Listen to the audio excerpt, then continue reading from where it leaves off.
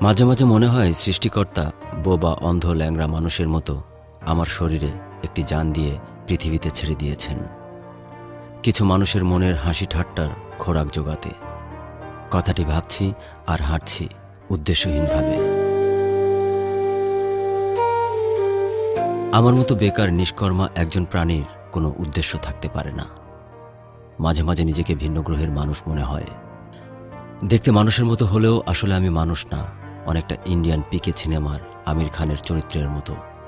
ভুলক্রমে পৃথিবীর ভূমণ্ডলে প্রবেশ করেছি, যেখান থেকে আর বের হতে পারছি না।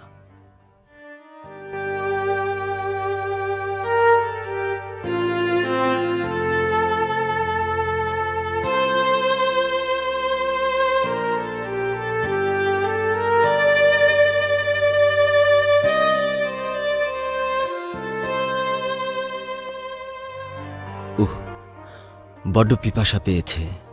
আমার মতো অদ্ভুত প্রাণীদের কেবল খাওয়া দাওয়া ছাড়া যেন আর কোনো কাজ নেই। পরিবার পরিজনদের সন্দিহান দৃষ্টি। ছেলেটা কি করবে, কি করছে, কোনো চাকরি পেয়েছে কি? আর নিন্দুকের কটু কথা তো আছেই। মায়েরই কি এক আজব পাবলিক আমি। পরিবার আত্মীয় স্বজনদের সামনে দাঁড়ালে তাদের মুখে কথা না থাকলেও চোখে থাকে হাজারো প্রশ্নের আনাগোনা। আর তাদের এই সন্দিহান চাহনি আমার বুকের ভেতরটা তছনছ করে দেয়।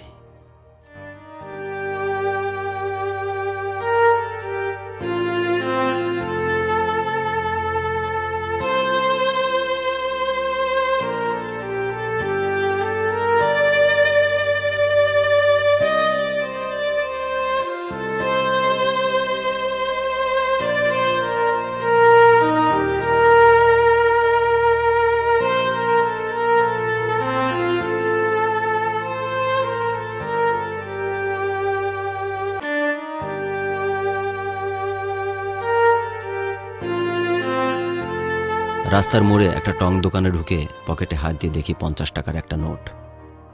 মায়ের জন্য একবেলার ওষুধ নিতে হবে 40 টাকার। বাকি 10 টাকার অন্তত এক কাপ চা আর একটা সিগারেট তো খাওয়া যাবে। মায়ের অবস্থা আজকাল ভালো যাচ্ছে না।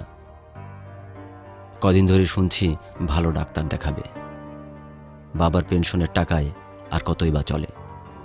ছোট বোনের লেখাপড়ার খরচ, মায়ের চিকিৎসা খরচ, তার উপর আমি একটা বোঝা।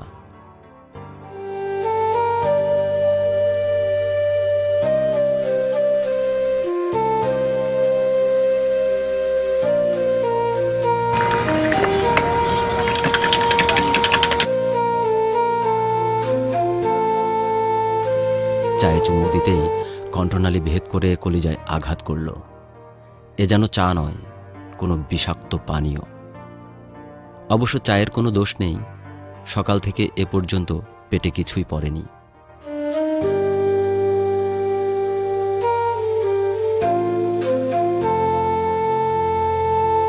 আজকাল আমার প্রায় দিন এমনই কাটে। সকালে ইন্টারভিউ, দুপুরে পার্ট টাইম জব খোঁজা, রাতে আবার অন্য ইন্টারভিউয়ের জন্য প্রস্তুতি নেওয়া। ছোট বোনের বই কেনার টাকা থেকে কিছু টাকা নিয়ে একটা প্রাইভেট কোচিং সেন্টারে পার্ট টাইম একটা চাকরি নিয়েছিলাম 3000 টাকা বেতনে। 1500 টাকা তাদের অগ্রিম দিতে হয়েছে কোচিং সেন্টারের ম্যানেজিং কমিটিকে খুশি করার জন্য। প্রায় 2 মাস পর সেখান থেকে বিদায় করে দিল। আসলে এগুলো এক একটা ব্যবসা। টাকার বিনিময়ে আমার মতো বেকার ছেলেদের চাকরি দেয়। তারপর 2-3 মাস পরে বলবে, জনাব, আমরা একজন টিচার পেয়েছি যে কিনা আপনার চেয়ে ভালো, তাই এখন আর আপনাকে রাখতে পারছি না। খুব রাগ হচ্ছে কোচিং সেন্টারের ওই হারামিদের উপর।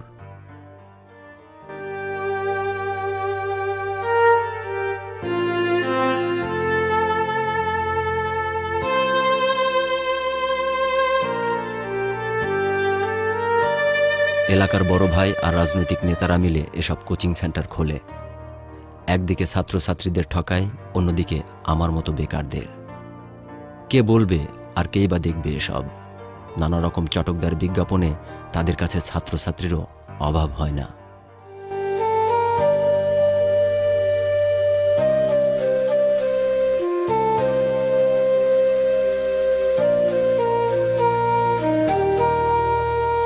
হাঁটতে হাঁটতে কখন যেন শিউলিদের বাড়ির কাছে চলে এসেছি, বুঝতেই পারিনি। আজকাল তাকে আমি এড়িয়ে চলি, তার ধারে কাছেও যায় না। অথচ 2 বছরের অধিক সময় ধরে আমাদের সম্পর্ক। হবে হবে করে কোনো চাকরি হয়নি। অন্যদিকে আমার প্রেমের বয়সও বেড়েছে। পরপর 11টি ইন্টারভিউ দেওয়ার পরও কোনো চাকরি হয়নি। কি করব? 2 বছরে তার 2টা জন্মদিনে একটা গিফটও দিতে পারিনি। নিজেকে নিজের কাছে ছোট মনে হতো। তখনই বুঝতে পেরেছি মধ্যবিত্ত পরিবারের বেকার ছেলেদের প্রেমবিলাসিতা মানায় না।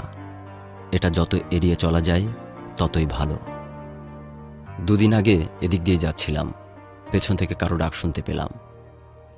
পেছন ফিরে তাকিয়ে দেখি শিউলি তাদের বাড়ির গেইটে দাঁড়িয়ে আছে। সে বলল, কেমন আছো?